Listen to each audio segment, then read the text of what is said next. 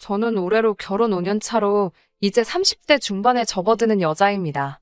남편은 저보다 2살이 많네요. 오는 8월에 아이가 태어나기로 예정되어 있습니다. 결혼 5년 차인데다가 저도 남편도 나이가 30대 중반으로 향하고 있는데 굳이 따지고 본다면 조금 늦은 감이 있기는 하지요. 우리 아이만큼은 부족함 없이 키우고 싶어서 조금 욕심내느라 늦어졌어요. 홀시모 모시고 살던 남편도 그렇지만 저희 집도 사정이 넉넉한 편이 아니어서 시작이 조금 어려웠거든요. 맨땅에 헤딩까지는 아니지만 그래도 별거 없이 시작해서 여기까지 왔어요. 칭찬이나 박수갈채까지는 바라지 않았지만 시모나 신우를 보니 가족이 어떻게 이럴 수 있나 싶을 정도로 고달픈 사연들이 많았습니다. 결혼 시작할 때부터 지금까지 저나 남편을 어떻게 생각했길래 사람이 그럴 수 있나 싶어요. 지금에 와서는 남편도 저도 행복합니다. 남보다 더 멀게만 느껴지던 시가족들, 이제는 이렇게 떼어내버리고 말았으니 솔직한 심정으로 제 속이 다 후련합니다. 아니, 굳이 따지고 들자면 신우와 시모의 갑질은 결혼 전부터, 남편이 저를 알기 전부터 시작되었겠네요.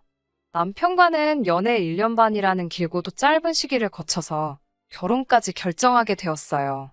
저도 30을 바라보고 있던 상황이었고 연애하면서 둘이 너무나도 잘 맞았기에 결혼을 결심하는 게 그렇게 어려울 건 없었습니다. 남편은 조금 서두르는 느낌이 없지 않아 있었는데 남편이 결혼 전에 어렵게 꺼낸 이야기는 그야말로 충격적이고 많은 고민을 하게 만들었습니다.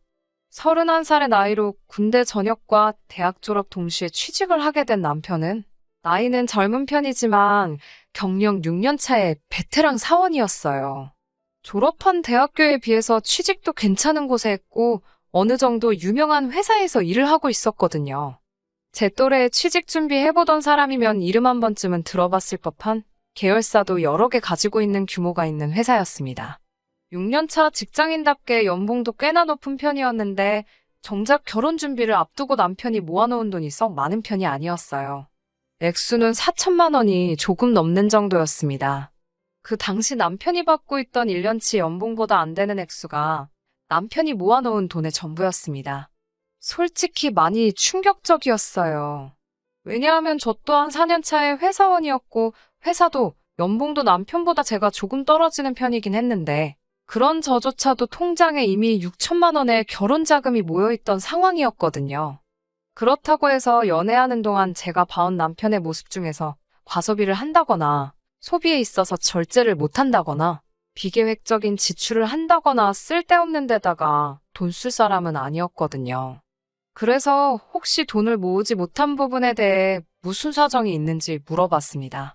남편은 솔직하게 말해줬어요.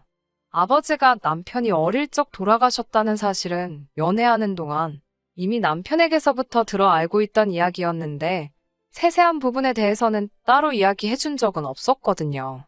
남편은 당시 홀시모 모시고 살면서 위로 누나가 한 명 있는데 누나도 아직 결혼을 하지 않아서 셋이서 다 같이 살고 있었어요. 남편의 누나, 그러니까 신우 또한 직장인이기는 한데 그간 집에 들어가는 거의 모든 비용, 생활비라든지 공과금이라든지부터 시모와 신우 용돈까지 전부 다 남편이 벌어오는 월급에서 나가고 있었다는 충격적인 사실을 전해주더라고요. 사실상 남편이 집안의 가장 역할을 하고 있었던 것이었지요. 숨기지 않고 말해준 용기가 참 가상했어요. 하지만 그렇다고 해서 정직하고 말고를 떠나 솔직히 누가 결혼 전에 그런 소리 들으면 기뻐하겠나요? 어느 집이던 그 집의 기둥은 뽑아오는 게 아니라는 말이 괜히 있는 게 아니기에 저 또한 결혼 문제가 쉽게 결정할 수 없는 일이라고 생각하고 있었습니다. 남편은 어렵게 입을 열었어요. 자기도 이런 상황에서 벗어나고 싶다고요. 처음에는 당연히 집안의 유일한 남자로 가족들을 먹여 살리는 게 자기한테 주어진 일이라고 생각했다고 합니다. 원래는 2살 위였던 누나가 돈을 벌고 있었기에 혼자서 힘들던 누나를 도와주고 싶었다고 해요. 그런데 신우는 남편이 취직을 한 그날에 다니던 직장을 그만두고 남편이 벌어오는 돈으로 놀고 먹었다고 하더라고요.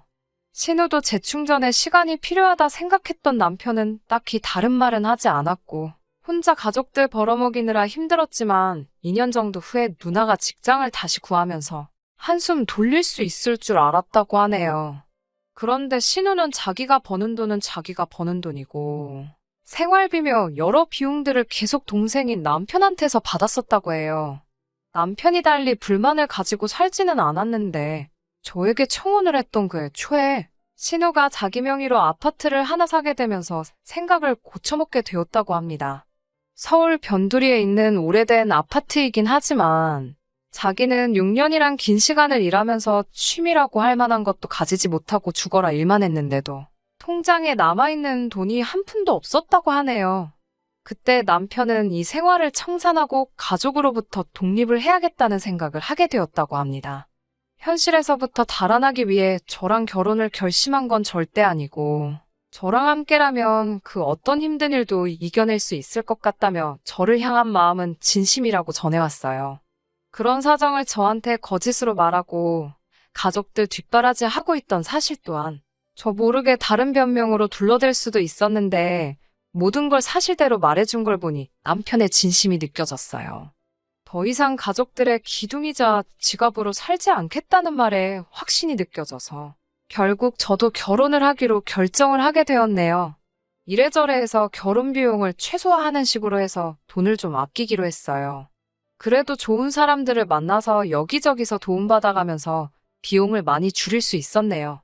결혼식 비용을 아낀다고 상황이 여유로운 건 결코 아니었지요. 둘이 합쳐 1억으로 서울 어디에 집을 구하겠어요. 말씀드린 대로 저 또한 친정에서 어떠한 지원도 바라기 힘든 와중에 아무리 남편이 여태껏 가장 역할을 하며 집안의 기둥 역할을 했다고 한들 상황 뻔히 알고 있는데 시댁 쪽에서 돈을 좀 더 해올 수 없다는 것도 잘 알고 있었습니다. 한참 대출도 알아보고 이래저래 백방으로 조금이나마 아껴보려 발품 손품 팔아가며 알아보고 있는데 신우와 시모가 저희 좀 보자고 할 이야기가 있다고 해서 자리를 만들었어요. 약속 장소에서 시어머니가 너희들 집을 구하고 있는데 돈도 모자라고 여러모로 애로사항이 많다고 들었다고 먼저 말을 꺼내시더라고요. 뭐 얼마를 지원해주겠다 하는 말은 기대도 안 했는데 저희가 고생하고 있다는 걸 알아주시니 남편도 시어머니의 그런 반응을 예상 못했는지 조금 놀라는 분위기였습니다. 이윽고 신우가 입을 열더니 자기가 자가로 아파트가 있는 건 알지 하며 말을 꺼내더라고요. 남편한테는 신우가 자가로 집을 가지고 있는 게 영린 같은지라 조금 심기가 불편한 표정이었어요. 남편한테서 생활비며 뭐며 다 뜯어내서 산 거나 마찬가지인 집이잖아요. 신우가 이어서 말을 하기를 자기는 그 집이 위치도 그렇고 출퇴근하는데 거리도 그렇고 해서 그 집에는 세를 주고 있는 상황이라 말해주더군요. 그런데 이번에 세입자가 나가게 되면서 새로 세입자를 구해야 하는데 너네가 들어가 살 생각이 있느냐 묻더라고요. 남편 자존심도 생각해야겠지만 더할 나위 없이 좋은 이야기 듣던 중 반가운 소리였지요. 남편도 한 수 접고 누나가 그렇게만 하게 해주면 고맙지 하면서 조금 숙이고 들어가더군요. 신우는 앞뒤 다 잘라먹고 그러면 너네가 들어가 사는 걸로 하고 하면서 전세금 이야기를 꺼냈습니다. 저는 당연히 동생 일이고 그 아파트도 사실 동생 덕분에 자가로 구한 거나 마찬가지니 시세보다 더 싸게 해주겠다고 꺼낸 이야기인 줄 알았는데 그게 아니더군요. 오히려 시세보다 훨씬 더 높은 가격을 부르는 거예요. 한다는 말이 신혼부부 전세금 대출이 이자가 싸지 않냐면서 신우가 지금 알아보고 있는 아파트가 한 채 더 있는데 자기가 대출을 받으려면 이자가 비싸니 저희 보고 대출을 받아오라는 뜻이었어요. 남편이 어이없어 하면서 우리가 지금 한 푼이라도 더 아껴보자고 알아보고 있는 거지. 예산을 훌쩍 뛰어넘으면서까지 그 집에서 살 이유는 없는 것 같다고 딱 잘라서 거절을 했습니다. 신우가 약이 잔뜩 올라서 하는 말이 저희가 도와주기만 하면 자기가 아파트를 한 채를 더 할 수가 있는데 누나가 돈 벌자고 하는 이야기인데 동생인 너가 그렇게 나오면 어떡하냐면서 열을 내더라고요. 더럽고 치사하게 나오는 게 누군데 오히려 저희한테 역정을 내면서 짜증을 부리더라고요. 시모도 나서서 남편 보고 이자 싸게 돈 좀 해오라고 가족끼리 서로 도와야지 않겠냐고 하는데 말이 가족끼리 서로 돕자는 거지. 일방적으로 저희가 희생을 하라 강요하는 소리였어요. 남편도 저한테 했던 말이 있으니 굴하지 않고 그렇게 할 생각 없다고 단호하게 나오니 신우가 이내 잠잠해지더니 알겠다고 하나뿐인 동생 위해서 자기가 손해 좀 감수를 하겠다고 나오더라고요. 그런데 전세금도 매물 나와 있는 거에 비해 별반 차이 없는 금액을 말하면서 싸게 들어와서 살게 해주는 대신에 조건이 있다면서 말도 안 되는 요구를 하기 시작하는 겁니다. 자기가 잘 아는 업체 알아봐 놓은 데가 있다고 저희가 새들어 살다가 인테리어를 싹 다 새로 해놓고 나가기만 하면 된다고 하는 거예요. 그러면서 견적이라고 말하는데 2년 내로 하면 지금 내놓은 견적 그대로 해주기로 했다고 3천만 원만 따로 모아놓으라는 거예요. 속이 훤히 보이더군요. 저희가 나가게 돼서 세를 다시 주거나 아파트를 팔거나 하려면 구축 아파트라고 해도 내부 인테리어를 새로 해놓은 게 더 유리하니 그 비용을 저희 보고 내라고 하는 거였지요. 끝까지 독립해서 이제 자기 인생 찾겠다는 동생한테서 마지막까지 한 푼이라도 더 뜯어먹을 생각밖에 없는 거예요. 남편도 결혼하면서 이제 생활비도 더 줄 수가 없다 이미 말을 했다고 하니 신우랑 시모도 이번이 마지막 기회라고 생각했는지 마지막 한 방울까지 다 짜내서 털어먹으려는 계획을 가지고 있던 겁니다.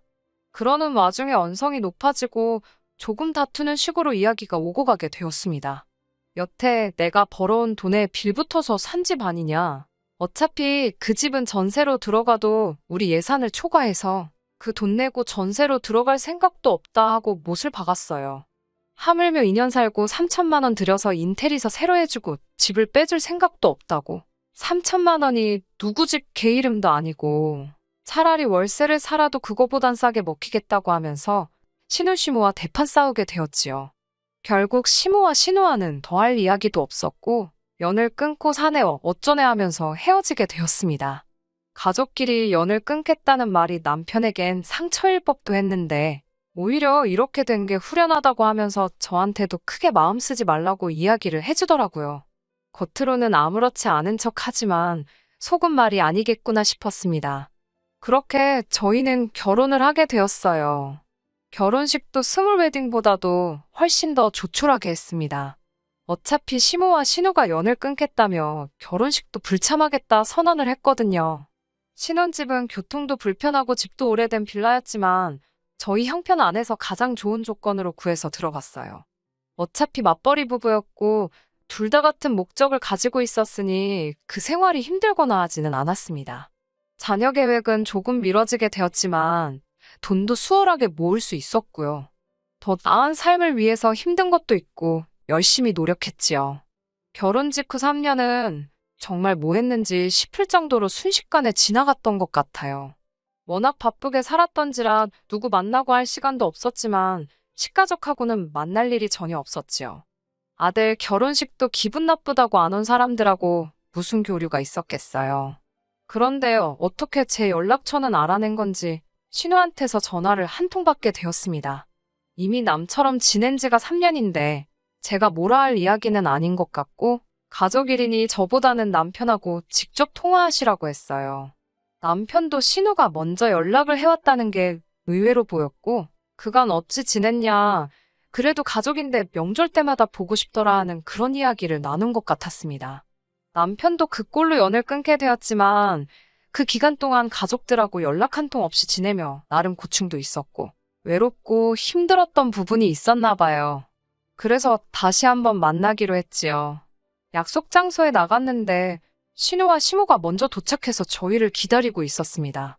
멀리서부터 반갑게 손을 흔드는 두 사람 모습에 남편도 어느 정도 벅차오르는 듯해 보였어요. 시작이 안 좋았지만 이제부터 잘 지내볼까 생각했던 그 마음은 신우와 시모와 인사를 하자마자 날아가 버리고 말았습니다. 거두절미하고 신우와 시모가 저희한테 꺼낸 말은 너네 집 산다고 돈 좀 모아놓은 게 있지 않냐면서 그 돈 좀 보태라고 하더군요. 자기가 알아봐 놓은 대박 아파트가 있다면서 지금 사놓고 몇 년만 묵히면 큰 돈이 될 거라고요. 그때랑 다르게 저희한테 빌리는 거고 집값이 오르면 저희 목도 좀 쳐서 돌려주겠다고 하는 겁니다. 남편 표정은 실망한 기색이 역력했어요. 시간이 지나 앙금이 사라지고 오해가 풀렸다고 생각했는데 고작 한다는 말이 그때랑 다를 바 없는 이야기였으니 말이지요. 그때 저희가 자기 제안을 거절해서 그때 보고 있던 아파트를 놓쳤다면서 그 집이 지금 얼마인지 아냐며 손해가 막심했다고 하더라고요. 돈이 없어 못 산 걸 가지고 저희 때문에 손해를 봤다는 말부터 시작하니 무슨 기대를 하고 이 자리에 나왔나 싶었습니다. 아무튼 그때 저희 때문에 손해본 것도 있지만 다 용서해주겠다면서 이번에는 두 번은 오지 않을 기회이니 가족의 일원으로서 동참하라고 하는 거예요. 영끌을 하려는데 대출받을 곳도 없고 하니 영 끊고 지내던 저희들 돈이 필요해서 불러낸 주제에 뭐가 저리 뻔뻔한지 싶었습니다. 이런 이야기 하려고 부른 거면 그냥 여지껏 그랬던 것처럼 영 끊고 지내자고 하고 남편은 자리에서 일어났어요. 신우는 어떻게든 돈을 마련해야 했는지 그러면 너네 어차피 집 사야 되지 않냐면서 자기는 돈이 필요하니 자기 명의 아파트라도 사가라고 하더라고요. 남편도 나름 지푸라기라도 짚고 싶은 심정이었을 것 같네요. 이러나 저러나 저희가 이제 집도 알아보고 싶었고 신우가 돈이 필요해서 금매로 내놓는 집일 테니 조금 싸게라도 해주면 신우는 필요한 돈이 생기는 거고 저희도 적당한 집을 구할 수 있는 거고 가족 간의 불화도 해결되지 않겠나 하는 기대였나 봐요. 마지막이다 하는 심정으로 남편이 얼마에 해줄 건데 하고 물었는데 역시나 우리 신우 그냥 넘어가는 법이 없었네요. 워낙 오래된 아파트고 위치도 위치인데다가 단지도 작아서 재개발 이야기가 10년도 전부터 있던 곳인데 아직도 재개발 소식이 없어서 서울 집값이 그렇게 오르던 와중에도 집값이 변동이 전혀 없는 아파트였어요. 그런데 신우가 그 아파트 가만 냅두기만 해도 10억까지 올라갈 아파트라고 하면서 3억짜리 아파트를 저희 보고 5억에 가져가라고 하더군요. 몇 년만 지나면 저희들 앉아서 5억을 버는 거라고 하면서요. 남편이 자기가 무슨 기대를 한 건가 싶은 표정을 지으면서 누나 지금 미쳤냐고 제정신이냐고 한마디 하더라고요. 세상 어느 멍청이가 3억에 매물이 몇 개나 있는 아파트를 5억을 주고 사가겠냐고 하면서 제발 정신 좀 차리고 내 돈 털어먹을 생각 좀 하지 말라고 일침을 날리는데 제 속이 다 후련하더라고요. 급전이 필요하면 시세보다 싸게 파는 게 당연한 거 아니냐고 동생이라고 어떻게 한 푼 뜯어낼 생각하지 말고 엄마도 누나도 정신 차리고 사람답게 살라 말하고 자리에서 일어났습니다. 돌아가는 저희 뒤에다 대고 진짜 연을 끝내 어쩌네. 너 같은 놈은 가족도 아니네 하면서 소리를 지르는데 들은 척도 안 하고 집으로 돌아왔어요. 남편도 이제 더는 아쉬울 것도 없는지 세상 후련하다고 하면서 앞으로 우리 잘 될 생각만 하자고 가족들 정 때문에 잠깐 흔들린 모습 보여줘서 미안하다고 사과하며 다짐을 했습니다. 그리고 작년 늦가을에 남편과 제 명의로 드디어 아파트를 구하게 되었어요. 위치가 살짝 아쉽긴 하지만 거의 무일푼으로 시작해서 5년 만에 두 사람의 힘으로 이뤄낸 쾌거라고 생각해서 정말 기뻤네요. 저희가 전문 기술자는 아니지만 이리저리 알아봐서 내부도 직접 고치고 저희들 보금자리를 만들었네요. 겹경사로 이사와 동시에 아이도 생기게 되었고요. 정말 너무 행복했지요. 그리고 새해가 밝고 얼마 지나지 않아서 또 그동안 연락 한 통 없이 지내던 시가족들한테서 연락이 왔어요. 우리가 한 번 속지 두 번은 속지 않는다고 저희 잘 지내는지 궁금해서 연락했다는 말에 시큰둥하게 대답했습니다. 또 말도 안 되는 이유로 우리한테 한 푼이라도 뜯어갈 생각이겠거니 했지요. 소식은 어디서 들었는지 집 샀다는 이야기 들었다며 축하를 해주면서 이제 명절인데 가족끼리 한번 뭉쳐야지 않겠냐고 하는 겁니다. 사뿐히 무시해주고 있었는데 설 당일날 우리 집은 어떻게 알고 찾아왔어요. 남편이 그나마 외삼촌 한 분하고는 연락을 하고 지냈는데 삼촌 통해서 수소문해서 찾아왔다고 하더라고요. 그런데 시무랑 신우가 몰골이 말이 아니었어요. 그동안은 집 보러 다닌다고 절대 후줄근하게 하고 다니던 사람들은 아니었는데 말입니다. 살도 좀 빠져 있었고요. 근처 마트에서 집들이 선물이랍시고 휴지도 사오고 했더라고요. 남편이 여기는 왜 왔냐고 날이 잔뜩 서 있는데 그 몰골을 보니 그냥 보내기도 그래서 들어오라고 했지요. 집을 둘러보더니 잘해놓고 산다고 보기 좋다고 하면서 웬일로 가족 같은 말을 건네주더라고요. 또 무슨 어이없는 투자권유를 하며 우리 돈 빼먹을 생각을 하려나 했더니 이번엔 투자권유가 아니었어요. 대뜸 자기들 좀 살려달라고 빌기 시작하대요. 이야기를 듣자 하니 2년 전에 저희한테 아파트 새로 하나 알아놨다고 돈 내놓으라고 했던 그 아파트 있잖아요. 신우명의 아파트는 팔아서 자본을 만들고 시어머니 집도 담보로 대출받고 여기저기서 있는 대로 연끌을 해가지고 기어이 그 집을 샀나 봐요. 그런데 이번에 부동산 대란이 오면서 그 집은 신우랑 시모가 그 당시에 연끌했을 때보다도 가격이 폭락을 했답니다. 그런데 이자는 이자대로 나가고 있고 두 사람 벌이로 도무지 그 이자조차 감당할 수 있는 수준이 아니라는 거예요. 신우도 시모도 그 이자 감당하겠다고 투자까지 뛰고 있는데도 택도 없다고 합니다. 집은 금매로 내놓긴 했는데 누가 사가는 사람도 없나 봐요. 그 집이 정리되는 대로 빚잔치하고 저희 돈도 다 갚을 테니까 팔릴 때까지 이자 내는 것 좀 도와달라고 거의 바짓가랑이라도 붙잡을 기세로 제발 좀 도와달라고 울부짖더라고요. 목소리 떵떵거리던 양반들이 저 자세로 나오니까 솔직히 마음이 조금 그랬는데 남편이 그동안 쌓인 게 많았는지 일침을 놓더라고요. 누나나 엄마가 내가 가족들 도움 필요로 할 때 뭐 하나 도와준 적이 있느냐면서 어떻게든 나한테 한 푼이라도 더 가져갈 생각만 하던 사람들이 이제 와서 도와달라고 하면 자기가 도와주겠냐고요. 집들이 선물이라고 사온 휴지를 던지면서 이 휴지가 내가 첫 직장 취직하고 나서 처음으로 누나랑 엄마한테 뭐 하나 받아보는 거라고 만약에 생각했던 대로 투자가 잘 돼서 떼돈을 벌었으면 지금 이 자리에 나를 찾아오기나 했겠냐 하면서요. 그때 내가 내 돈 투자해서 날려먹었으면 어떻게 할 생각이었냐고. 이렇게 된 거 다 자업자득이지 않냐며. 일 없으니 제발 가라고 엄마나 누나나. 제발 염치 좀 챙기고 살고 이제 진짜 두 번 다시 우리 앞에 나타나지 말라고. 속 시원하게 한마디 하더라고요. 얼마 전에 연락이 왔어요. 어떻게 신우랑 시모는 그 아파트를 정리하기로 했나 보더라고요. 손해가 막심했지만 그래도 다행인 건 빚은 남지 않았나 봐요. 아직 시어머니 집이 있으니 두 사람 빚 없이 지낼 곳도 있고 사는데 지장은 없을 건가 봐요. 신우랑 시모가 눈물로 용서를 구하고 앞으로 두 번 다시 돈에 관련된 이야기는 하지 않겠다고 다짐을 하는데도 남편은 단호하게 그냥 거리 두고 지내자고 못을 박더라고요.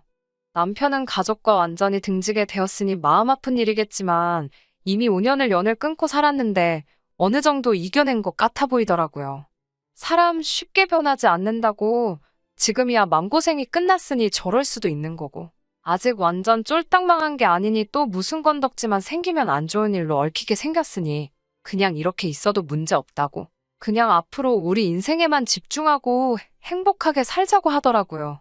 10년간 속에 삭혀만 두고 담아두고 있던 말을 했으니 남편 속이 얼마나 후련했을까 싶어요.